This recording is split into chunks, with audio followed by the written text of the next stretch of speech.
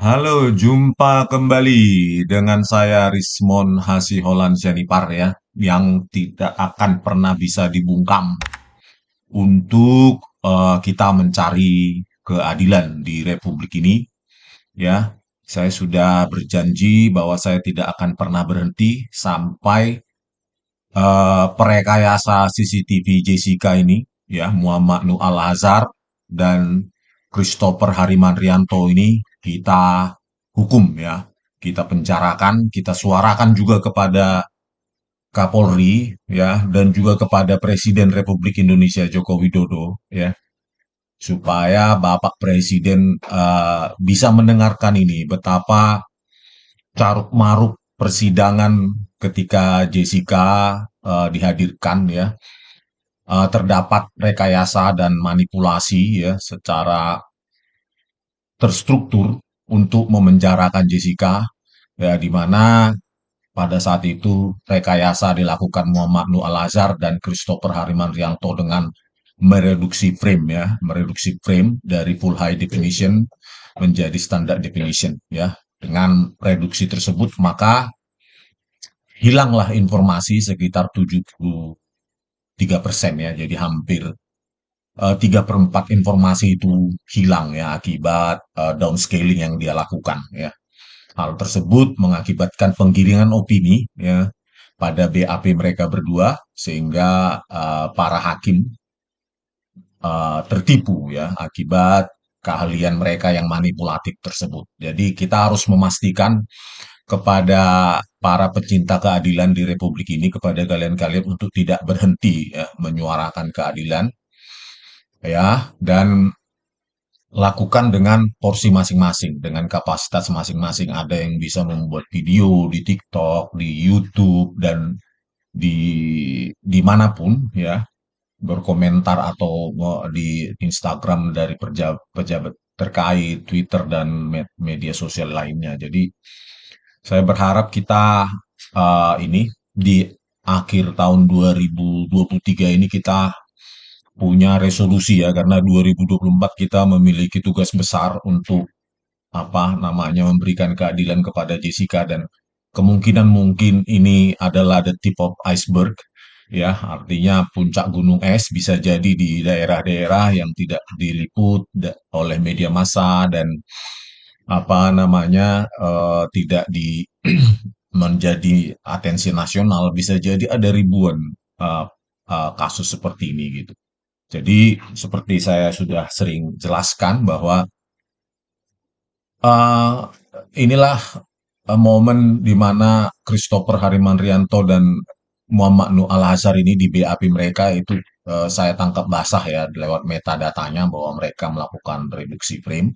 Ya kita tidak bisa memastikan apakah kasus-kasus yang pernah ditangani oleh kedua orang ini juga mereka melakukan hal yang sama ya. Jadi mungkin akan kita gali harusnya netizen-netizen yang memiliki informasi yang bisa di-sharing juga, kita harapkan juga apa ya berkontribusi ya. Jadi kita harus apa berjuang ini karena apa yang bisa saya lakukan, saya bukan seorang ahli hukum atau pengacara yang bisa menuntut mereka gitu. Jadi lewat pengacara lah seharusnya memberikan atau menuntut secara hukum ya kepada kedua orang tersebut agar tidak terjadi lagi ke depan perbuatan yang sama karena ini melukai rasa keadilan kita bersama ya.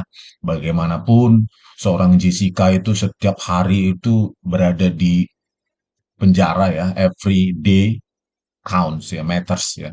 Bagaimana dia dijerumuskan ya secara rekayasa dan manipulatif ya ke penjara dengan cara yaitu videonya dikaburkan ya, pergerakan tangan dibuat-buat menggaruk ya dengan paper bag yang bergerak secara abstrak dan disimpulkan oleh bukan hanya hakim tetapi oleh apa namanya sejumlah saksi ahli psikolog dan toksikolog dan lainnya itu juga menggunakan referensi video yang sudah direkayasa oleh Muhammad Nur Al-Azhar dan Christopher Harimanrianto. Bahkan nanti kita buat videonya, bahkan ketika hakim mencecar Jessica sebagai terdakwa dan jaksa juga, ketika mencecar Jessica sebagai terdakwa, mereka ya kedua pihak tersebut menggunakan video CCTV yang sudah kabur ya, sudah mengalami downscaling ya, downgrade kualitasnya atau informasinya menjadi informasi hanya sekitar 25-26% sekian ya, sekitar seperempatnya saja informasi yang tertinggal, sehingga video rekayasa tersebut dipakai oleh jaksa dan hakim ini untuk menanyai Jessica ya. Ya, ya ini sangat disayangkan sekali ya. Oleh karena itu, Muhammad Nur Al-Azhar dan Christopher Harimanrianto ini itu harus kita hukum ya, agar apa namanya, agar eh, jangan sampai ini terulang lagi untuk anak-anak kita, cucu kita, saudara, sepupu, ponakan, dan bahkan putri putra kita ya. Jadi ini bukan lagi masalah Jessica, tetapi ini adalah masalah kita bersama. Bagaimana hal rekayasa seperti ini ya dengan gampang dilakukan di depan pengadilan oleh Muhammad Nur Al-Azhar dan Christopher Harimanrianto, seolah-olah mereka tidak memiliki nurani ya, memiliki nurani bagaimana jika hal tersebut terjadi pada saudaranya, orang tuanya, anaknya, dan lainnya gitu. Jadi kita 2024 ini hmm, harus apa ya, menurut saya harus kita memiliki tugas besar untuk menegakkan keadilan ya. Saya tidak tahu bagaimana respon anak-anak muda sekarang ya melihat kondisi apa peradilan yang sudah sesat ini ya, kasus Jessica ini. Kalian harus bersuara karena kalau kami kan yang sudah mendekati 50 ya, itu kan sebentar lagi sudah pindah alam, check out ya, ke dunia lain ya. Jadi masa depan adalah milik kalian. Harusnya kalian yang lebih banyak bersuara ya, memperjuangkan ini. Ya karena inilah legasi ya, legasi bobrok seperti ini.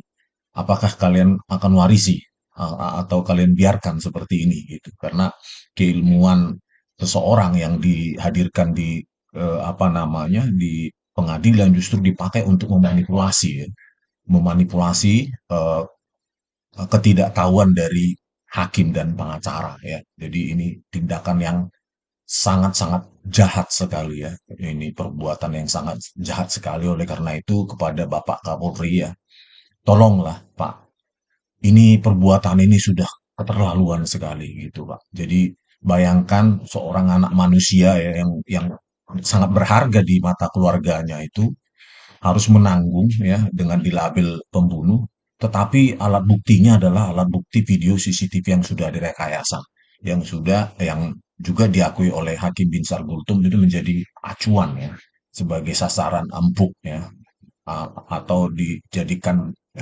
acuan utama dalam memutuskan perkara ya. Bayangkan video yang sudah direkayasa itu menjadi acuan rujukan mereka gitu atas ketidaktahuan mereka bahwa mereka sebenarnya sudah ditipu ya secara terang benderang ini oleh kedua saksi ahli tersebut ya.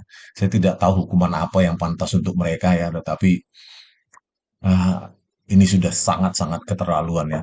Kalau saya flashback kembali itu, kenapa saya hadir lagi ke Jakarta untuk podcast itu ya. Saya sebenarnya sudah merasa 7 tahun lalu 2016 itu sudah melakukan hal yang cukup lah ya untuk membuat apa ya, untuk memberikan keilmuan saya, meskipun pada saat itu memang saya juga pun uh, ya terbilang tidak ini ya, tidak terlalu ingin terlibat dalam hal peradilan. Memang saya tidak terlalu suka saat itu, tapi istri saya mendesak sampai tidak bisa tidur dan merengek terus. Akhirnya saya menghubungi ya, Bang Uto ya, memberikan apa saya namanya analisis saya bahwa ada yang salah. Saat itu saya belum pegang ya berita acara pemeriksaan dari Muhammad Nur Al-Azhar dan Christopher Harimanrianto. Pada saat itu saya hanya mengamati ya bagaimana hal yang salah dilakukan oleh Muhammad Nur Al-Azhar ketika dia hanya mengandalkan mata visual ya untuk menganalisa video digital tersebut ya. Itu sesuatu yang salah ya. Jadi pada saat itu saya mengatakan itu hal yang salah secara prosedur gitu. Karena saya belum melihat BAP-nya ya. Jadi saya menghubungi Bang Uto, terus kemudian saya emailkan analisis saya dan kemudian Pak Uto itu memanggil saya. Meskipun saya tidak saat itu juga tidak berharap untuk apa ya untuk maju karena banyak saksi ahli lain ya, ahli lain yang jauh lebih apa ya berkeahlian ya, memiliki kepakaran dibandingkan saya seperti di Universitas Indonesia, ITB, UGM, ITS atau yang lainnya ya. Saya berpikir adalah yang lebih kredibel dari saya untuk membantu ini, untuk meluruskan fakta ini gitu. Tapi pada saat itu memang sangat susah dicari ya yang mau berseberangan dengan pihak JPU gitu. Terus lewat fast forward 7 tahun kemudian ya, apa namanya ada tayangan apa itu Netflix. Saya pikir di Aib dan Maser gitu. Jadi biarlah ahli lain yang apa yang melakukannya untuk apa namanya memberikan kebenaran karena ini kan sebuah artinya fakta ya dalam sains itu ini sebenarnya hal-hal sangat basic ya mereduksi frame itu menjadi apa namanya mereduksi frame satu kali berarti ukurannya menjadi hampir seperempatnya secara spasial ya kolom dan barisnya itu ini hal mendasar saya kira mahasiswa S2 atau S2 saja pun bukan nggak perlu doktor atau master juga bahkan mahasiswa S1 juga paham tentang ini saya pikir saya tidak perlu lagi lah terlibat karena ya harusnya ada orang lain untuk melakukan itu gitu. Tapi istri saya juga nggak bisa tidur lagi. Ya, saya sedang saat itu sedang menulis program untuk buku saya di Amazon. Saya sibuk dengan proyek-proyek saya, tapi karena istri saya ya tidak bisa tidur lagi melihat ketidakadilan ini, ya.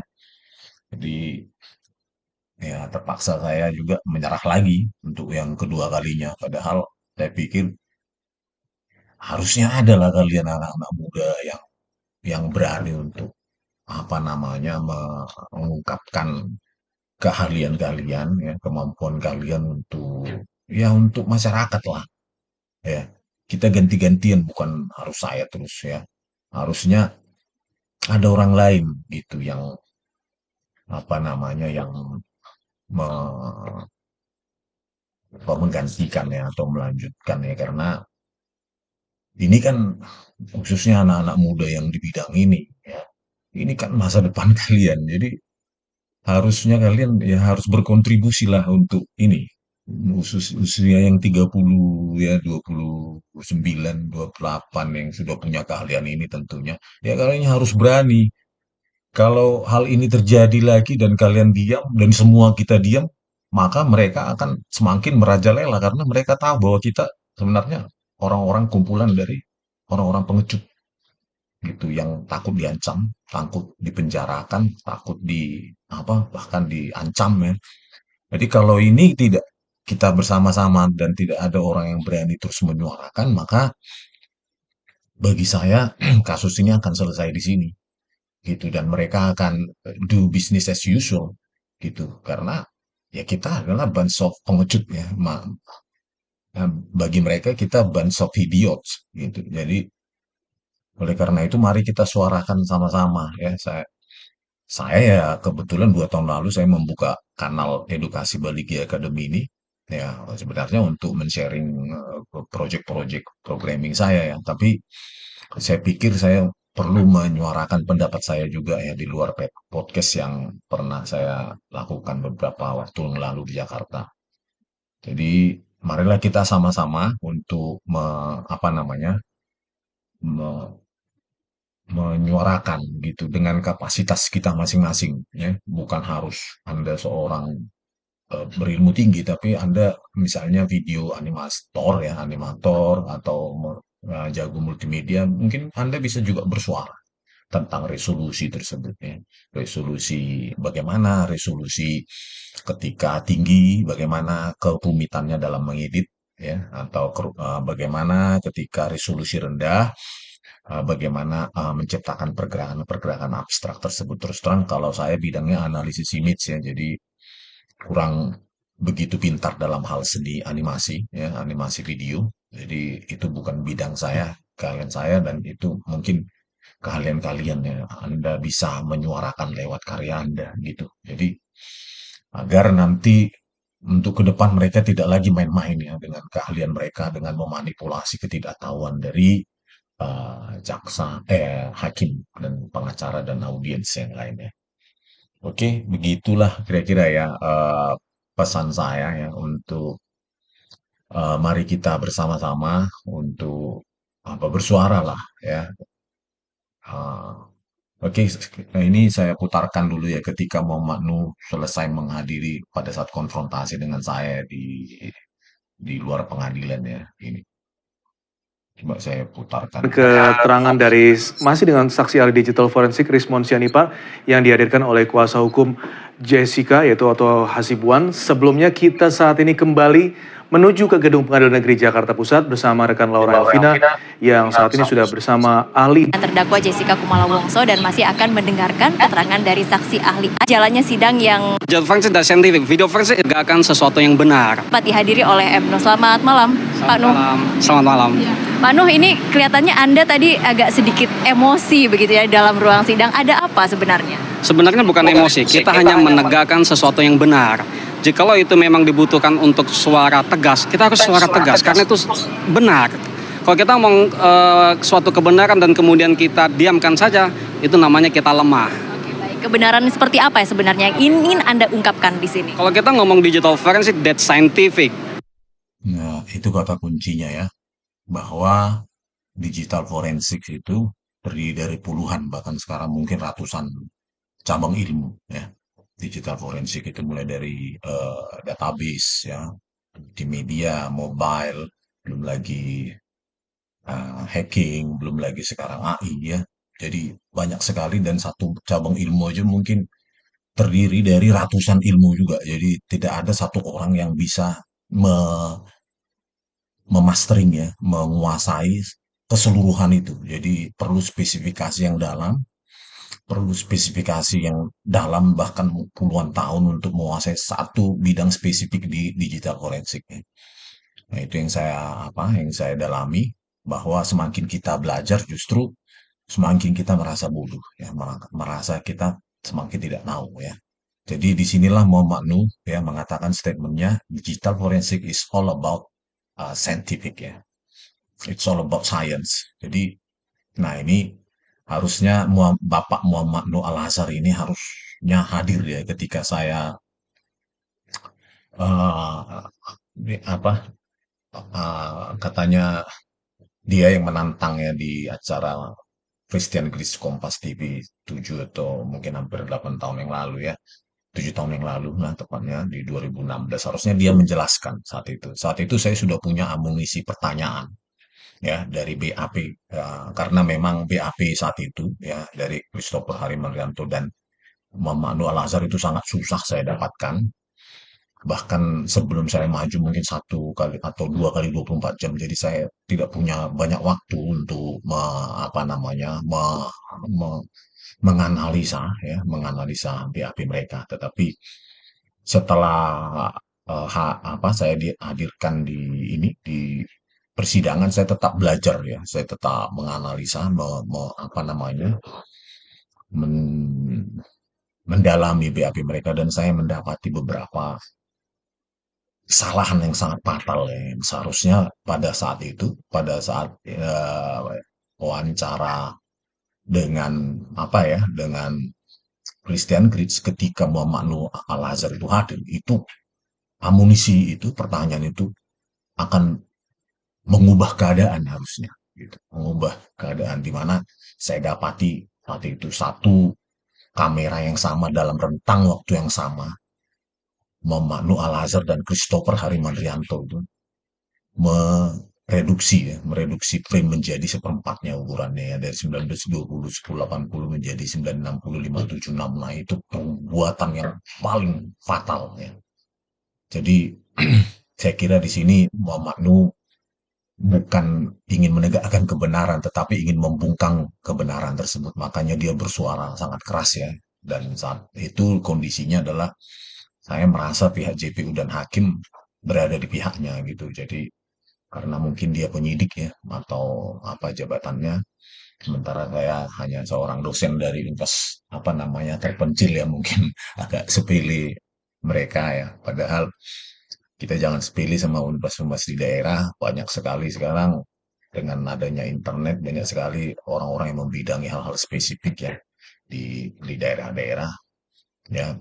Dan kita tidak bisa menilai kemampuan orang dari universitas-universitas yang ada di daerah ya. Jadi di sini saya rasa Maknu melakukan berusaha untuk membungkam ya, mengkonfrontasi saya ya pada saat persidangan menanyakan alat komputasi, bahkan laptop ya, bahkan sertifikasi ya. Ya, inilah cara dia untuk membungkam saya saat itu untuk melakukan distraksi ya, sehingga saya tidak apa ya, tidak terlalu fokus pada saat itu dengan akibat dari guncangan-guncangan yang ada pada persidangan. Kita lanjutkan. Digital forensik dan scientific, video forensik is scientific. Kalau kita ngomong itu digital forensik harusnya ada kaidah-kaidah, ada metodologinya. Digital forensik memiliki tiga pilar yang jelas. Pertama, kompetensi SDM, qualified SDM. Yang kedua, SOP, standar operating procedure. Yang ketiga itu adalah hardware software. Tidak bisa seseorang itu melakukan digital forensik. Jadi ada apa namanya 3 katanya ya, SDM, qualified SDM, SOP dan software ya. Saya pikir ya jangan terlalu merendahkan kompetensi orang lah, Pak Muhammad Nur Al-Azhar ya. Jadi Anda di posisi tersebut punya pengetahuan tertentu, saya juga punya ya pengalaman spesifik saya ya. Artinya Anda belum terlalu kenal saya gitu. Jadi jangan terlalu sepilih dengan apa orang lain ya sebelum Anda mengetahui siapa sebenarnya orang tersebut ya. Bukan berarti Anda menggunakan software yang canggih ya, software yang canggih yang dibiayai oleh APBN ya. Ntar dulu kita lanjutkan. Bukan berarti ketika Anda memiliki software yang canggih tersertifikasi dan apa namanya dibiayai oleh uang rakyat ya, misalnya Pegasus dan Celebrit dan lainnya, bukan berarti Anda penguasa absolut terhadap ilmu pengetahuan ya. Jadi banyak yang secara mandiri ya, belajar secara formal belajar di lab-lab ya, di laboratorium-laboratorium yang memiliki kemampuan yang bisa jadi jauh di atas Anda gitu. Jadi jangan terlalu sepele pada orang lain, apalagi mereka-mereka yang secara diam-diam ya, secara senyap belajar ya, memiliki idealisme untuk menekuni sesuatu. Jadi jangan pernah sepele kepada orang lain ya. Apalagi pada kasus ini ternyata Andalah sebenarnya yang menyalahi SOP dari digital forensik tersebut ya. Anda menyalahi SOP. SOP yang paling fatal adalah Anda harusnya mempertahankan resolusi frame tersebut ya. Kalau Anda tidak bisa menggunakan algoritma artificial intelligence ya, machine learning dan deep learning untuk membuat algoritma super resolution ya, atau Anda tidak punya tool untuk itu, maka sebaiknya Anda mempertahankan ya resolusi frame tersebut as it is, bukan justru mereduksinya ya, mereduksinya menjadi secara spasial dimensinya hampir sekitar seperempatnya. Ini sangat-sangat manipulatif dan Anda sendiri melanggar SOP itu sendiri ya. Oleh karena itu kami bersama netizen ya, bersama orang yang ingin menegakkan keadilan, kami ingin Anda dihukum ya. Kami ingin Anda itu cerah, stop untuk melakukan tersebut ya, hal tersebut. Anda itu sangat manipulatif, sangat jahat ya. Karena keilmuan Anda pakai untuk memanipulasi bukan hanya Jessica tapi peradilan dan publik begitu. Anda berteriak keras menantang saya, tapi Anda sendiri tidak berani datang di Kompas TV. Dan pada saat ini juga, ya, jika Anda punya keberanian, ya, jangan bersembunyi, Kalau Anda tidak punya keberanian untuk berjumpa dengan saya secara face to face, ya kalau Anda punya apa namanya sanggahan, silahkan sanggah di podcast atau di apa saat Anda. Kalau Anda punya ruang untuk berargumen, tapi berdasarkan keilmuan image processing dan video processing, Anda tidak punya ruang apalagi untuk memberikan alasan. Ya, Anda sudah tertangkap basah. Ya. Anda tidak punya sedikit pun alasan untuk ngeles ya, untuk membenarkan tindakan Anda. Jadi saya pikir ya, oleh karena itu Anda sembunyilah sampai kapanpun. Tapi ingat, Anda ya eh, kebahagiaan hidup Anda itu akan terenggut ya dengan kasus ini. Kalau bisa saya anjurkan ini Pak Muhammad Nuh Al-Azhar, jadilah seorang yang gentleman, ya, gentleman, mengakulah, karena tidak ada lagi ruang untuk Anda untuk memberikan alasan apapun, ya, untuk membenarkan perbuatan Anda itu. Jadi sekarang satu-satunya jalan yang ada adalah jadilah justice kolaborator ya, untuk kasus ini. Gitu. Mudah-mudahan hukuman Anda diringankan. Ya, jadilah seorang gentleman mengakui perbuatan Anda di persidangan nanti. Ya, Anda mengaku salah dan Anda harus mengaku siapa yang menyuruh Anda melakukan tersebut. Saya masih yakin Anda ada yang menyuruh ya, bukan apa inisiatif sendiri melakukannya ya, merekayasa video tersebut ya. Jadi saya pikir Anda eh, belajarlah untuk apa namanya ya mengakui jujur gitu bahwa tindakan Anda ini sudah menyebabkan seseorang yang sangat dicintai oleh keluarganya ya untuk meringkuk di penjara 1 hari pun di penjara itu sangat berat saya kira ya. Eh, apa namanya bagaimana dia Anda rekayasa ya videonya gitu menggaruk-garuk menggerakkan memasukkan tangan ya ke dalam dari apa namanya dari tas ke gelas gitu yang saya lihat seperti tangan Tyson ya hanya ada 1 sampai 2 frame ya kalau 1 detik ada 25 frame harusnya kalau pergerakan setengah detik itu harusnya ada 12 ya 10 sampai 12 frame ya minimum 5 frame lah gitu tapi itulah anda ya berlindung mungkin di balik jaket Anda ya.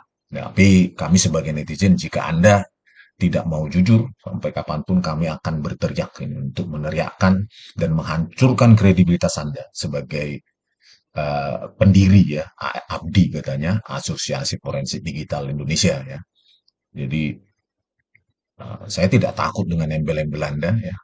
Keilmuan adalah keilmuan. Jadi jika Anda memang berani berjumpa dengan saya, ayo saya akan datang ke Jakarta, ya. Atau ketika Anda ingin jujur dan di peradilan nanti, ya saya juga mau untuk apa memberikan kesaksian untuk meringankan Anda jika Anda sebenarnya disuruh oleh orang lain, ya. Tapi jika Anda tetap tidak mau mengakuinya, maka saya akan menempuh jalan yang satu-satunya yang saya lakukan adalah meneriakkan kebenaran tersebut lewat kanal-kanal yang saya bisa gitu. Yang pasti saya tidak akan pernah bisa bungkam ya, walaupun diancam bahkan dibunuh saya tidak pernah takut saya gitu. Silahkan gitu. Karena apa? Ya bukan Anda yang mengatur hidup saya ya, bukan Anda, bukan siapapun. Ada kreator kita ya, pencipta alam semesta ini yang mengatur jalan hidup kita. Ya, kalau berakhir sampai di sini ya sudah. Yang penting saya sudah menyuarakan, ya, meneriakkan apa yang telah Anda lakukan, ya, rekayasa tersebut, dan saya merasa hidup saya berguna, ya, untuk pembelajaran bagi generasi ke depan. Ya. Jadi sekali lagi saya ingatkan kepada Muhammad Nuh Al-Azhar, jujurlah, ya, supaya kasus ini selesai. Kasihan kan seorang anak manusia Anda apa namanya, Anda rekayasa, ya bukti-buktinya, ya bukti-bukti digitalnya, dan Anda merasa di sini merasa paling benar ini. Aduh, nggak tahu lagi saya apa namanya, ucapan apapun yang saya deskripsikan, yang bisa saya deskripsikan, ya kata-kata yang bisa saya dapat ya untuk mendeskripsikan bagaimana Anda ini terlalu jahat. Ya. Saya tidak tahu motif Anda, uang, jabatan, dan lainnya, tapi Anda di sini level kejahatannya itu sudah sangat mengerikan. Semoga ini pesan ini sampailah kepada Bapak Presiden, Pak. Bagaimana ini, Pak? Apa kita ini kualitas apa namanya penyidikan di Indonesia ini seperti main-main ya. Kemarin di video sebelumnya saya sudah ungkapkan ada yang sarjana hukum, ada yang sarjana hukum, magister hukum menjadi ahli forensik digital. Dan bayangkan orang-orang tersebut itu menentukan nasib seseorang di pengadilan. Ya. Apa bisa dengan kursus 40, 60, 100 jam itu bisa orang jadi saksi memiliki kepakaran di forensik digital? Apa bisa 40, 60, 80 jam seseorang bisa dianggap sebagai pakar hukum, pakar toksikologi, pakar eh, yang lainnya ya, apa namanya, pakar pidana, pakar medis segala macam itu kan itu short course ya, short course hanya untuk introduction kalau saya pikir ya, tidak pasti dia tidak memiliki pemahaman yang holistik ya, yang utuh gitu terhadap bidang tersebut. Jadi bayangkan orang-orang tersebut dihadirkan sebagai saksi ahli dan menentukan nasib seseorang di kurungan. Gitu. Inilah gambaran kita, ya. Gambaran bagaimana peradilan kita yang terkait dengan digital forensik ya, saat ini, dan sangat memalukan ya. Coba kita setel lagi ada informasi lain atau tidak. Analisis kalau tidak memenuhi tiga hal ini, SDM, qualified SDM, IT itu berbeda dengan digital forensik. IT itu adalah umum, digital forensik adalah khusus, sama seperti kedokteran. Dokter umum tidak bisa berbicara tentang dokter forensik karena itu khusus. Nah, kalau dia ngomong sebagai ahli digital forensik, dari mana dia mendapatkan kompetensi sertifikasi di bidang itu harus jelas. Bukan hanya sekedar training. Ada sama kayak dokter forensik, tidak hanya sekedar training 1 minggu 2 minggu langsung ngomong dokter forensik. Itu ada background akademiknya. Yang kedua, standar operating procedure. Kalau kita ngomong SOP, standar operating procedure itu harus jelas mengacu kemana. Punya tidak standar operating procedure? Kalau kita jelas mengacunya. Mengacu kita ke peraturan Kapus Lafor yang kita miliki, kemudian kita memiliki ACPO guidelines yang kita acu, yang Ya, seperti menuhankan SOP.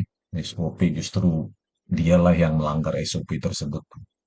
Kita tidak bisa berlindung ke undang-undang, jadi atau peraturan Perkap Polri, seolah-olah Anda melakukannya kan gitu. Anda punya apa namanya peraturan tersebut bukan berarti Anda melakukannya tertib terhadap apa tersebut ya. Jadi di BAP Anda justru saya buktikan Anda melanggar peraturan itu terus peraturan tersebut ya.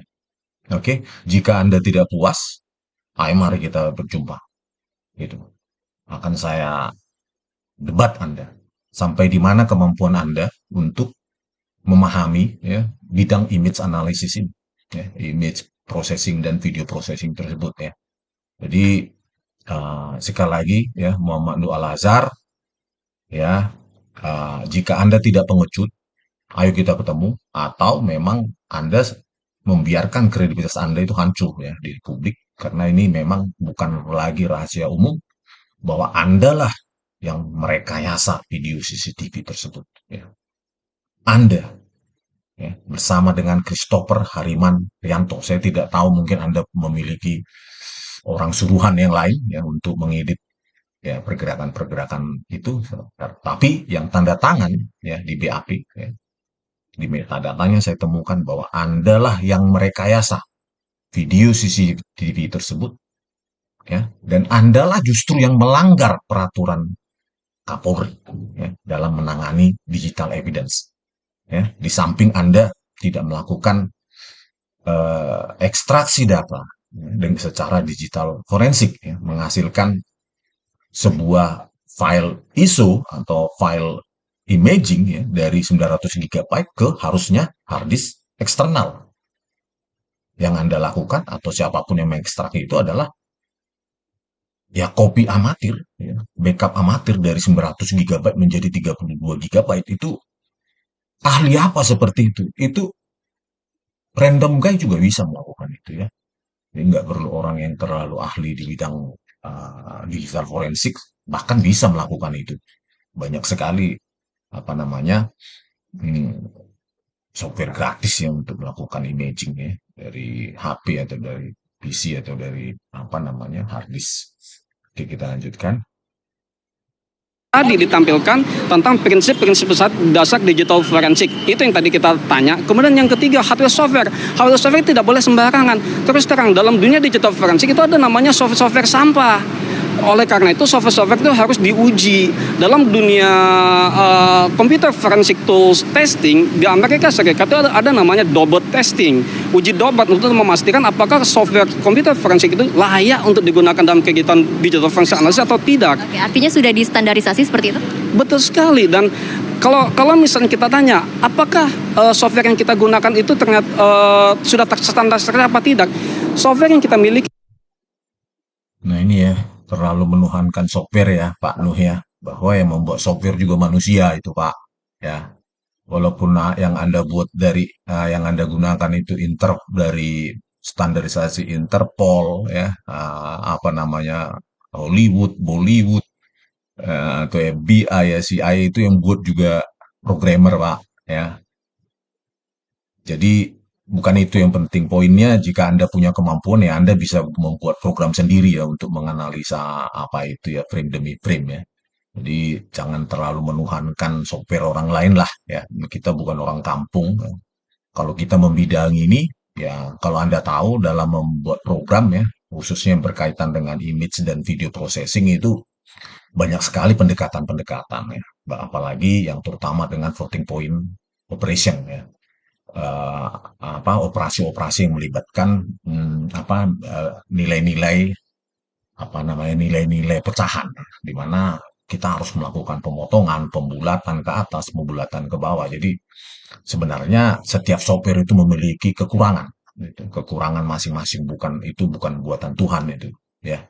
Itu buatan manusia, terjadi pembulatan, ya, khususnya yang berkaitan tadi yang saya bilang operasi-operasi matematik yang berkaitan dengan pembagian nol atau melibatkan nilai-nilai yang sangat tinggi ya, melibatkan pendekatan-pendekatan floating point ya, apa namanya nilai-nilai desimal ya yang terlalu banyak di belakang titik desimal ya. Jadi banyak sekali pendekatan ya. Tetapi jika Anda mampu sebenarnya Anda buat sendiri, tuliskan program terus sharing ke orang lain ya, open source gitu. Jadi kita bisa menilai kekurangan dan kelebihannya ya. Tapi itu poinnya lagi ketika Anda menuhankan software ya, ketika Anda menuhankan apa namanya mendewakan apa namanya SOP justru Anda sendiri yang melanggarnya ya. Software apapun ya atau software apapun yang sangat canggih sekalipun ya ketika Anda sudah mendowngrade ya mendownscaling ya dengan cara salah satunya mendownsampling dari baris dan kolom dari tiap frame tersebut menjadi sehingga ukurannya menjadi seperempatnya software apapun yang Anda gunakan ya tidak akan mampu lagi memulihkan merecover informasi yang hilang ya 73% informasi yang hilang itu akibat perbuatan Anda. Saya jamin itu. Ya.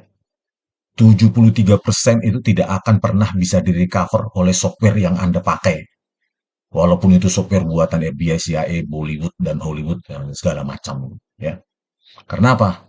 Ketika Anda mendownscale, ya, mendownscale sebuah frame, yang di dalamnya ada objek-objek, maka informasi itu akan hilang 73%. Ketika Anda melakukan zooming atau upscaling ya, maka terjadi apa namanya algoritma zooming atau upscaling itu bekerja untuk melakukan replikasi pixel.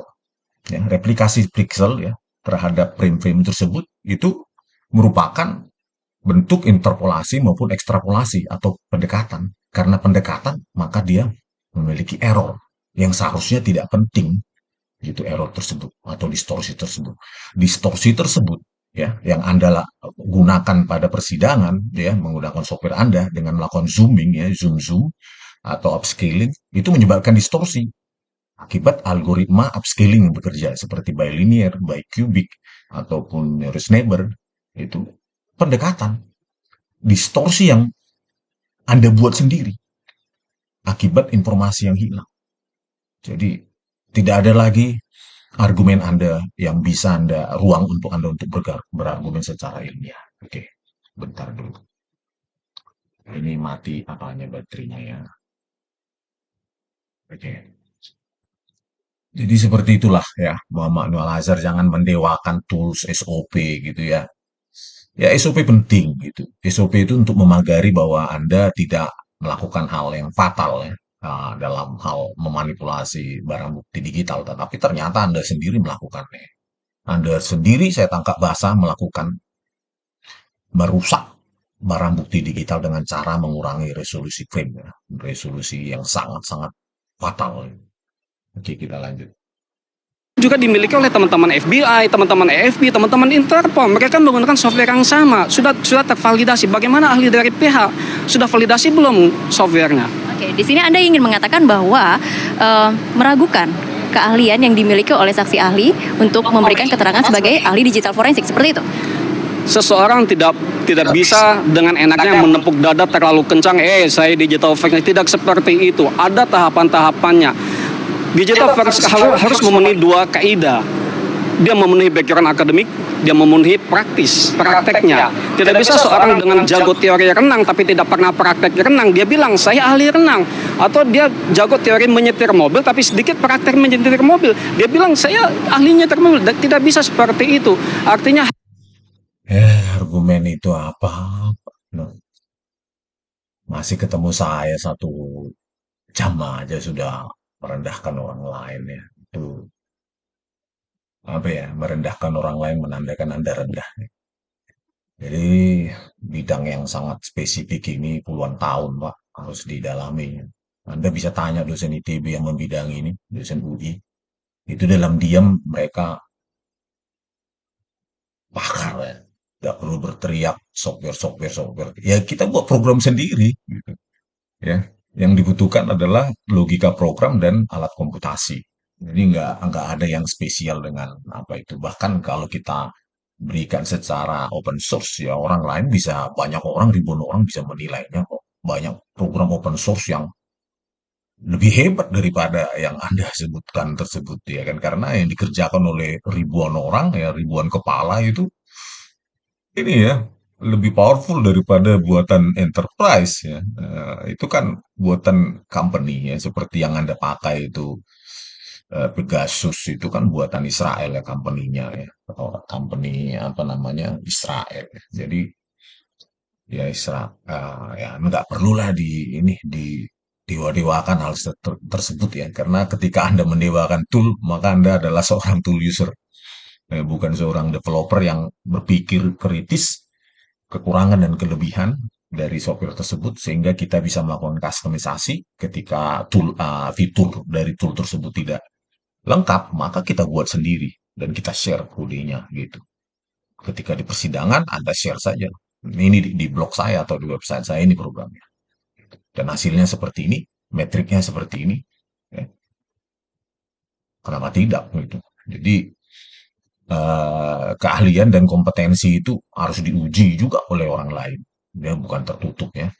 Jadi ketika saya juga menulis program, project di apa namanya di Amazon, saya terbitkan juga banyak yang mengkritik, mencaci maki. Ya itulah memang apa namanya proses dalam mencari kebenaran itu. Banyak orang yang mengkritisi kita. Jadi bukan sesuatu yang apa ya di dalam apa dalam ilmiah itu cek dan recheck, cek terus sampai apa ya sampai menemukan apa namanya kebenaran absolut gitu. Jadi ya kalau Anda berstatement seperti itu ya levelnya masih tuliser lah Pak ya. Oke, lanjut. harus ada background akademiknya, harus ada sertifikasinya, ada tahapan-tahapannya. Tidak semudah kalau kita punya software langsung kita main klik kita bilang ini hasil video forensik.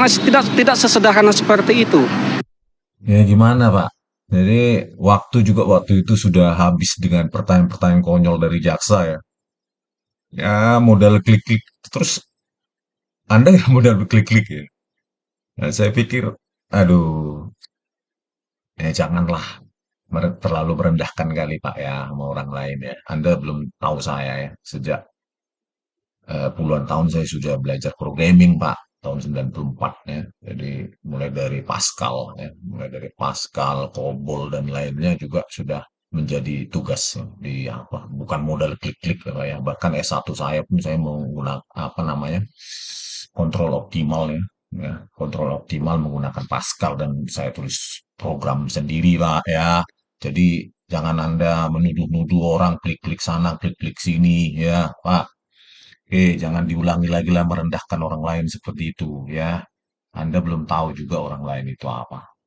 Baik, nah ini juga saya tanyakan tadi kepada Mas Christopher bahwa sumber yang dimiliki oleh Rismon sebagai saksi ahli dari penasihat hukum itu diambil dari beberapa rekaman TV seperti itu. Sedangkan Anda adalah kopi begitu ya, mengopi dari bukti yang dimiliki oleh jaksa penuntut umum. Ini ada perbedaan. Tadi juga dikatakan bahwa sepertinya ini ada modifikasi ilegal di sini.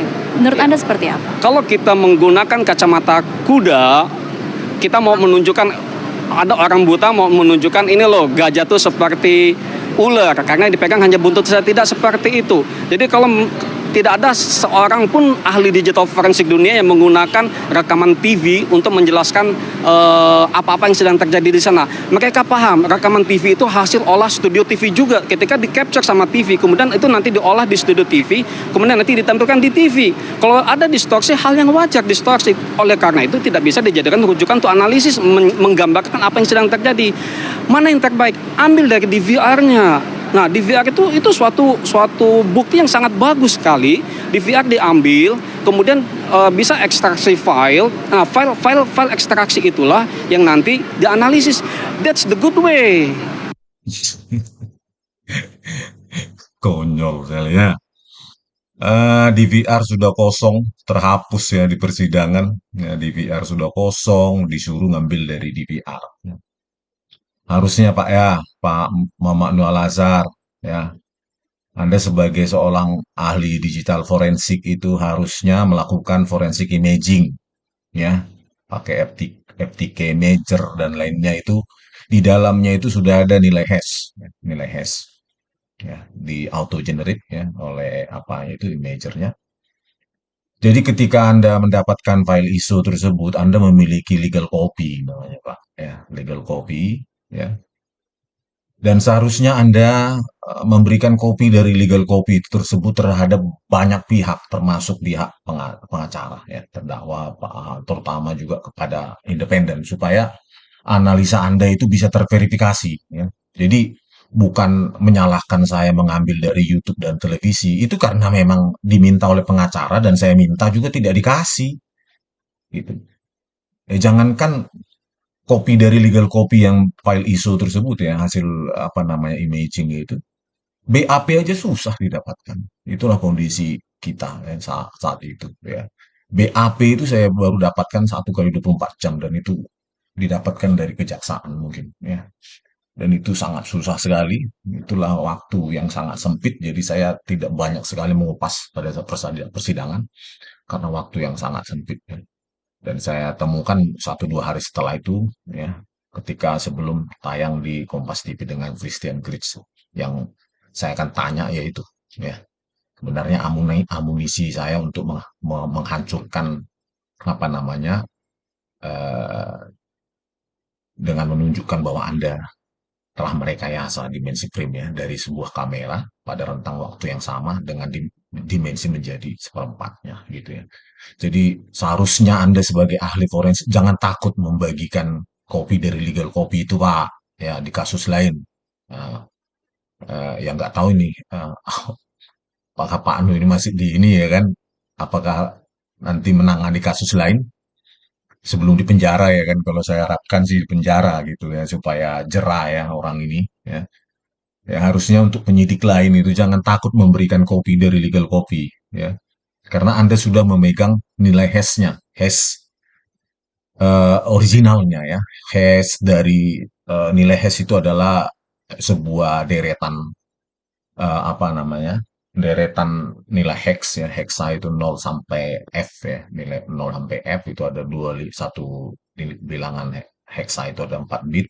Ya, kalau menggunakan MD atau message digits 256 bit atau apa nah apa 512 bit itulah untuk mengautentikasi bahwa apa namanya file itu atau apa file imaging tersebut tidak diubah gitu. Ketika orang 1 bit saja mengubah file dari apa namanya copy dari legal copy bisa dibandingkan dengan nilai hashnya gitu. Jadi ketika pihak lain mengubah bahkan 1 bit saja data dari copy dari legal copy itu Anda bisa bandingkan karena Anda memiliki hashnya, nilai hashnya, legal copy-nya gitu. Harusnya Anda bersikeras memberikan kepada saya saat itu gitu. Memberikan kepada pihak pengacara sejak Januari harusnya. Januari 2016. Ini kan nggak di persidangan Anda ingin menunjukkan kepada saya, ya pakai software saya, ini apanya, flash. Jutaan frame saya harus analisa di persidangan itu hal konyol kalau saya lakukan itu. Gitu. Itu sama saja saya seorang idiot. Ya.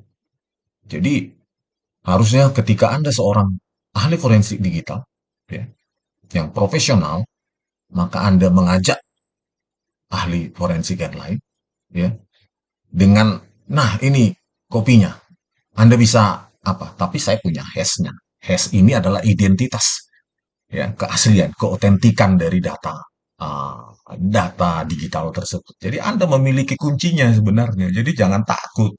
Tapi ketika Anda merekayasa, ya pantas Anda takut gitu ya. Karena memang di persidangan apa yang Anda tunjukkan adalah video-video buram, ya, video-video hasil rekayasa Anda ya. Ya, secara visual saja seorang video editor paham itu bukan resolusi 1920 1080 ya kan. Tetapi saya tidak bisa mengatakan itu hal seperti itu secara visual. Saya perlu bukti tertulis untuk menangkap Anda secara basah, yaitu di BAP Anda, di mana di metadata tersebut ya itu terungkap bahwa Anda melakukan rekayasa dengan mereduksi frame tersebut. Jadi tunggu saja Pak Nuh ya dampaknya pada Anda. Kalau Anda masih kasihan kepada keluarga Anda ya harusnya Anda menyerah ya, menyerah saja daripada nanti semakin dikuliti oleh para netizen ya Anda malu, menanggung malu seumur hidup. Lebih baik selesaikan itu secara hukum ya, mengaku menyerah, melakukan salah ya. Anda terus terang saja siapa teman Anda merekayasa, ya, siapa yang Anda suruh dan siapa yang menyuruh Anda gitu. Itu aja, itu saja. Jadi nggak ada ruang lain bagi Anda untuk mengelak di sini. Jadi ya sangat disayangkan lah ya untuk penyidik yang lain transparanlah terhadap digital evidence. Berikan kepada kopi dari legal copy yang Anda punya ya, ISO tersebut berikan saja karena hashnya sudah Anda punya gitu ya. Ketika mereka ubah, Anda tinggal hitung hashnya lagi, 1 bit pun nilai hash itu berubah ya. Dari 256 bit itu 1 bit aja nilai copy dari legal copy itu berubah, maka nilai hashnya itu semua berubah. Bukan 1 bit saja yang berubah ya.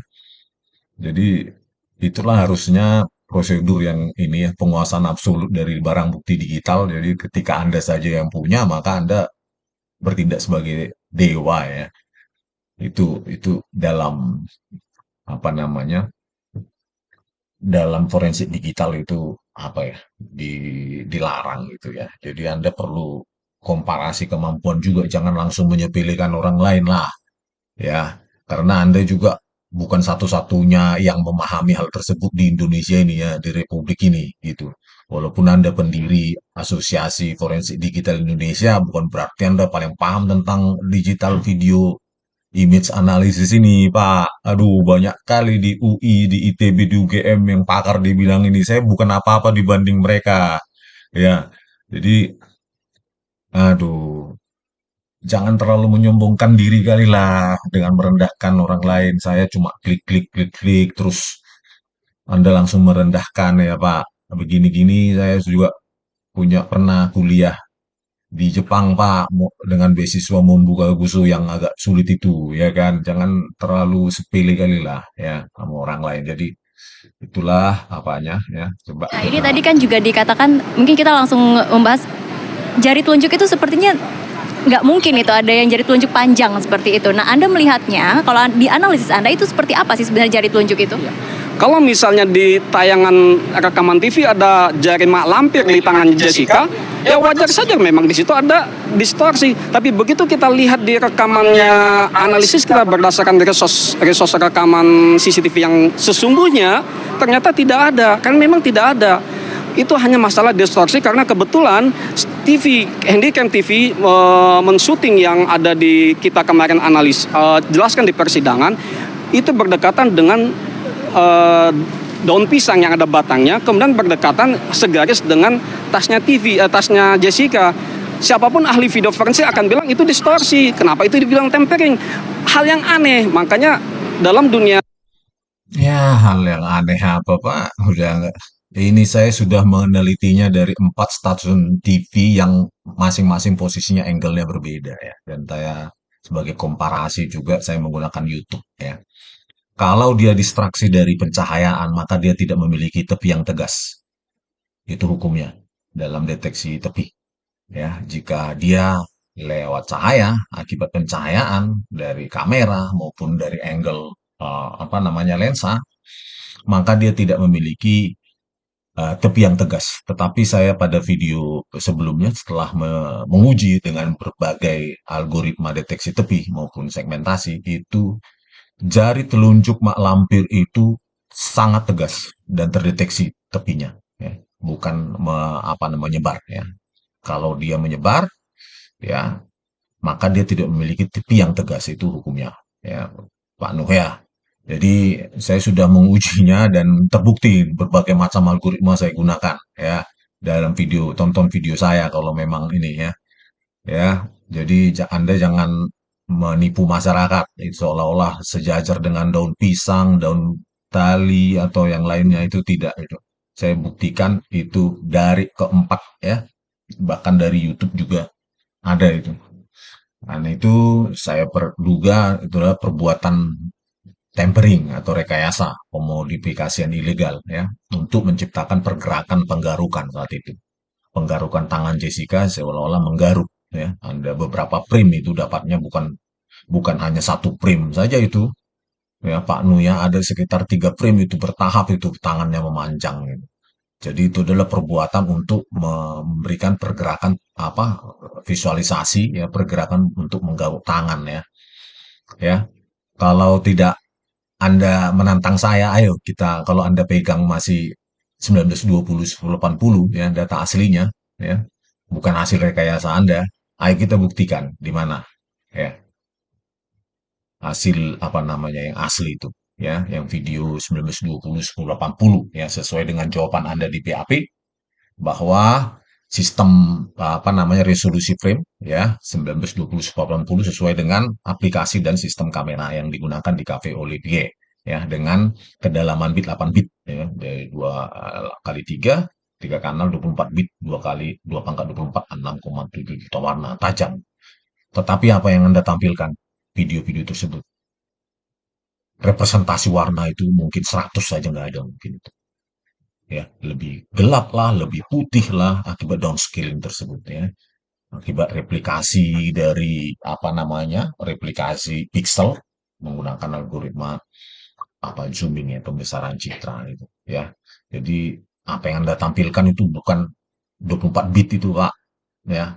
Itu mungkin 8 bit aja nggak ada itu ya, 2 pangkat 8 berapa itu 6, berapa jenis warna. 24 bit itu representasinya itu sangat beragam ya, 6, sekian juta itu warna. Sementara video yang Anda tampilkan itu aduh, secara artifak kasar sekali ya. Masa di kamera 9 dan kamera 7 itu mahkota ya, kamera 9 terutama jarak 5 meter 1920 1080 itu kasarnya seperti itu ya. Tepi-tepi citra daun ya, daun pisang atau tubuh orang di situ, tepi-tepi citranya pixelated, bergerak gerigi ya. Seperti itu Anda keterlaluan ya, merusak barang bukti digital tersebut. Bagaimana Anda memanipulasi semua orang dengan memanfaatkan ketidaktahuan mereka ya. Anda jahat sekali Anda ini ya.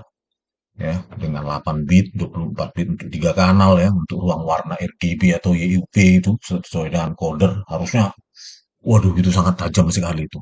Untuk tahun 2016 itu termasuk yang terbaik lah ya, sebelum adanya 4K, 4MP, 8MP, 16MP dan selanjutnya, yang tahun-tahun selanjutnya itu termasuk yang sangat baik itu ya. Jadi, waduh, saya bingung nih ya. Ini harus kita laporkan ini. Tolonglah kepada netizen dan pengacara-pengacara. Ayo laporkan, jangan biarkan ini terjadi. Apa namanya? Ini sudah keterlaluan ini ya. Oke, saya lanjutkan lagi. Digital forensik analis, investigator, ada sertifikasi, tidak bisa sembarangan menjustifikasi tampering. Tampering itu tidak sesederhana itu. Tampering itu adalah ada objek diambil, tidak ada objek dikasih, kemudian ada frame yang belum ada dikasih ada. Sederhana. Nah, itu ya. Jadi memang benar apa yang dikatakan ya, modifikasi atau tempering itu dilakukan dengan menambahkan apa namanya? Objek, menghilangkan objek, menyisi frame ya, mengurangi frame ya. Dia lakukan juga itu pengurangan frame itu. Ketika dia menganimasi apa namanya pergerakan Jessica Solar menggaruk ya, atau mengambil sesuatu dari tas ke gelas, itu dia kurangi frame ya, harusnya 10 minimum atau 25 ya, itu menjadi 1 atau 2 frame itu untuk memudahkan untuk merekayasa pergerakan tersebut. Jadi memang itu sebuah tempering yang dia lakukan ya, atau timnya lakukan untuk memudahkan ya. Harusnya untuk mengedit itu perlu 10-25 frame, dia dia potong saja frame tersebut menjadi 2 atau 3, jadi pengeditannya lebih mudah ya. Dia lakukan juga seperti itu ya, karena pada kamera yang sama, rentang waktunya sama, itu frame rate-nya berubah itu selalu apa ya, aduh, terang benderang dan sangat brutal ya apa manipulasinya dan rekayasanya ya. Jadi sekali lagi di sini dia mendewakan bla bla bla tool dan segala macam ya, mungkin tool user yang apa itu. Mungkin ada proses editing seperti itu ya? Ya, editing itu ada dua. Editing yang memang mengubah objek sama editing yang sifatnya enhancement, dan itu lumrah enhancement. Sama seperti ada rekaman CCTV menunjukkan adanya sepeda motor, tapi di ruang yang kurang cahaya karena itu malam hari. Kalau kita lakukan enhancement menambah cahaya, itu hal yang lumrah di mana-mana pun video forensik analisis dunia di Interpol sekali. Saya tidak pernah menyalahkan enhancement, Pak Emnu. Enhancement yang Anda gunakan adalah filter gamma ya, menggunakan persamaan nonlinear gamma untuk apa namanya, mengubah nilai piksel ya, nilai-nilai piksel dari setiap nilai-nilai integer pada setiap piksel ya, dari setiap kanal itu menjadi apa namanya, miring ke arah 0 itu hitam, 255 ke arah putih atau terang gitu. Itu enggak saya masalahkan, itu memang sebuah prosedur yang biasa saja itu. Bukan itu yang saya salahkan ya. Anda menggunakan filter gamma, oke. Itu meskipun itu ya filter primitif ya, gamma tersebut itu oke, nggak masalah. Tetapi apa yang Anda lakukan adalah ya rekayasa resolusi frame untuk menggiring opini dari hakim ya. Karena Anda ya berseragam ya, dan dengan banyak kursus internasional yang dibiayai uang rakyat ya, Anda kredibilitasnya hebat gitu di mata hakim ya kan, karena memang mereka mungkin ya mendewakan sertifikat-sertifikat itu ya. Nah, jadi dengan memanfaatkan kredibilitas Anda di depan hakim tersebut, Anda dengan mudah ya, dengan mudah menipu mereka dengan silau akibat apa Anda ribuan kasus segala macam ya. Tapi Anda salah, sidang tersebut live ya. Dan pada saat itu saya melihat keamatiran Anda ya. Saya lihat dari rumah ketika istri saya mendesak di rumah untuk menilai atau mengamati ya pemahaman Anda atau analisa Anda, wah ini salah prosedur. Anda hanya menggunakan mata visual untuk membaca timestamp, terus Anda cerita, timestamp cerita. Anda kan bukan narator ya, bukan pendongeng ya. Jadi di situ saya merasa wah ada something wrong dengan ini, dan kemudian setelah saya dalami ternyata ya disinilah ujungnya. Anda tertangkap basah memanipulasi, ya, memanipulasi dan merekayasa video CCTV Jessica tersebut ya. Jadi nggak usah banyak ini Pak Nuh, mengaku saja ya. Karena dengan itu Anda bisa tidur nyenyak gitu. Setelah Anda mengaku apa namanya mengikuti prosedur hukum dan mengikuti hukum yang berlaku, Anda bisa tidur tenang lagi daripada sekarang ini. Ya tentu Anda makan tak enak, tidur tak tenang, ya kan? Aktivitas juga terganggu ya daripada ini supaya ini pembelajaran juga kepada mereka yang memiliki kemampuan seperti Anda tidak mengulangi ya, tidak memanipulasi hakim dan pengacara dan lainnya. Oke, lanjut lagi sedikit lagi. Apapun itu wajar. Oke, Manu, ini terakhir mungkin kalau misalnya kita melihat ada perbedaan sumber begitu ya dengan antara Rismon Sianipar dan juga Anda dan juga Mas Christopher, Anda itu yang Anda sebut bahwa ini tidak apple to apple. Ya, kalau tadi saya udah bilang, tolong tunjukkan, kebetulan kan Otto Hasibuan menunjukkan prinsip-prinsip dasar digital forensik yang kita gunakan, yang kita adopsi dari ICPO. Di situ udah jelas sekali. Prinsip yang ketiga boleh diuji oleh pihak ketiga. Kalau gitu apple to apple. Terus ada 3 syaratnya. Resource file-nya sama, SOP-nya sama, hardware software-nya sama. Akan hasilnya sama. Jelas sekali ditulis di situ. The same result dibilang situ. Artinya apple to apple. Kalau misalnya terjadi pembohongan akan kelihatan. Makanya saya bilang di persidangan tadi, oke, silakan, kita tidak masalah kalau memang mau diuji sama pihak ketiga. Ini resource file kami. Oke, kita pinjamkan kalau memang dia butuh software ke kami, ini SOP kami. Ayo, tunjukkan mana itu yang jari malampir. Tidak akan ada, karena kita sudah lihat software yang kita gunakan itu software yang dipakai di seluruh dunia. Ya, lagi-lagi tool user Pak ya. Aduh, sudah saya jelaskan sebelumnya bahwa ketika Anda melakukan forensik imaging, Anda memiliki file imagingnya, di dalamnya itu sudah ada hash, ya untuk uji autentikasinya, ya tinggal Anda share aja datanya Pak. Ya, data copy dari legal copy, nggak perlu pakai software Anda atau pakai apa Anda gitu, laptop Anda. Laptop kan sudah tersertifikasi semua, Pak ya. Jadi kita uji dengan berbagai algoritma, bukan harus algoritma yang ada di tool Anda ya. Jadi di situ ya saya apa ya? Saya menghindari penjebakan ya ketika saya mengiyakan pada saat persidangan, ya konyol saya harus menganalisa jutaan frame itu seperti itu ya. Jadi ketika saya mengatakan saat itu tidak ada, waduh itu parah sekali itu. Harusnya saya bawa sekitar 3 bulan itu Pak, kopi dari legal copy, biar kita periksa bersama, kita komparasi, ya. Tetapi Anda takut kan, karena Anda telah merekayasanya, gitu ya. Jadi takut karena salah, berani karena benar, ya. Jadi keilmuan itu bukan ditentukan, ya. Kebenaran itu harus software Anda, Pak, ya. Software itu buatan manusia, bukan buatan dewa apa itu, Pak, ya. Jadi ya, tool-tool user seperti ini harusnya argumen-argumen seperti ini tidak bisa lah di ini ya di apa nggak usah lagi dihadirkan karena ketika Anda menguji keilmuan Anda sebutkan algoritmanya, metriknya apa, baru toolnya apa gitu. Jadi jangan toolnya dulu ya kan. Seperti Anda mendewakan tool, tapi apa namanya, tapi prosedurnya salah ya. Anda merekayasanya ya. Aduh, parah sekali Anda ini ya. Ya, aduh, mau ngomong apa lagi? Hmm. Ya, pokoknya kita inilah ya, rekan-rekan apa netizen. Ya, saya akan tetap menyuarakan ini di akhir tahun 2023 ini ya, supaya 2024 kita tetap semangat untuk mengupas ya, menguliti orang ini ya, agar kredibilitasnya apa? Tidak lagi dipakai di pengadilan orang semacam ini ya, karena sangat berbahaya. Bukan hanya kepada ini, kepada pihak terdakwa, tetapi berbahaya kepada keadilan di Indonesia ya. Orang seperti ini orang nggak punya hati nih, ya.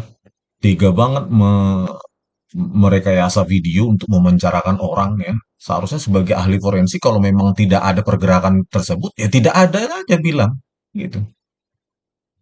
Memang tidak kelihatan gitu. Tapi ya sampai detik ini juga kita tidak tahu ya jumlah kamera CCTV di Cafe Olivier tidak tahu ya. Dia tidak menyebutkan, sengaja tidak menyebutkan atau apa juga kita tidak tahu. Positioning angle kamera dari apa? Pemosisian kamera juga tidak tahu di Cafe Olivier dia tidak petakan. Ini Konyol sekali prosedur apa yang Anda ikuti ya. Nggak usah eh, ahli forensik digital ya. Ketika kita mahasiswa menuliskan skripsi tentang ini, tidak ada kedua hal tersebut itu langsung nilai E itu, ya Pak Nuh ya. Jadi posisi kamera tidak Anda sebutkan, angle-nya, focal point-nya, panjang lensanya tidak Anda sebutkan, terus jumlah kameranya juga tidak disebutkan. Anda pernah bilang Anda 29 rekaman CCTV, apakah 29 kamera CCTV atau 29 potongan video? Ya, karena di dalam persidangan itu jumlah folder, ya, isi dari flash disk itu berubah waktu demi waktu. Sudah saya buktikan ya di file video saya bahwa pada saat Jessica dihadirkan sebagai terdakwa, ya, dicecar oleh jaksa, ada 13 folder CCTV, ada yang baru itu CCTV 15 dan CCTV 16 ya, yang ditambahkan atau diedit atau dimanipulasi bulan 7, sekitar bulan 7 lah ya, bulan Juli ya, bulan Juli 2016, sementara sidang dimulai 15 Juni 2016. Bayangin, eh, isi dari flash disk saja berubah itu ketika sidang sedang berlangsung. Itu Pak Jaksa harusnya Anda inilah mengakui ya, mengakui kilap dan lakukan apa yang menjadi kapasitas Anda untuk membenahi ini ya. Ya, membebaskan Jessica dari hukuman karena Anda sendiri yang tidak profesional, apalagi Anda menggunakan video CCTV yang sudah direkayasa oleh Muhammad Nual Nazar ya, yang kabur-kabur itu dalam mencecar Jessica ya sebagai terdakwa, bahkan terhadap saksi fakta juga terus seperti itu ya, menggunakan CCTV burik ya, CCTV yang sangat hancur ya, Anda pakai dalam persidangan untuk Anda gunakan untuk menanyai terdakwa dan saksi fakta yang lain ya. Mungkin Anda tidak pernah nonton YouTube mungkin ya, 1920 1080 itu ya, satu satu full video laptop itu sangat tajam ya untuk YouTube apalagi Netflix ya. Harusnya kan Anda memiliki ya, conscience lah atau nalar sedikit. Ini kok 1920 1080 kok burik seperti ini. Harusnya kan bertanya sama Muhammad Nual Azhar ini saat itu ya, kalau Anda nggak terlibat merekayasanya kan.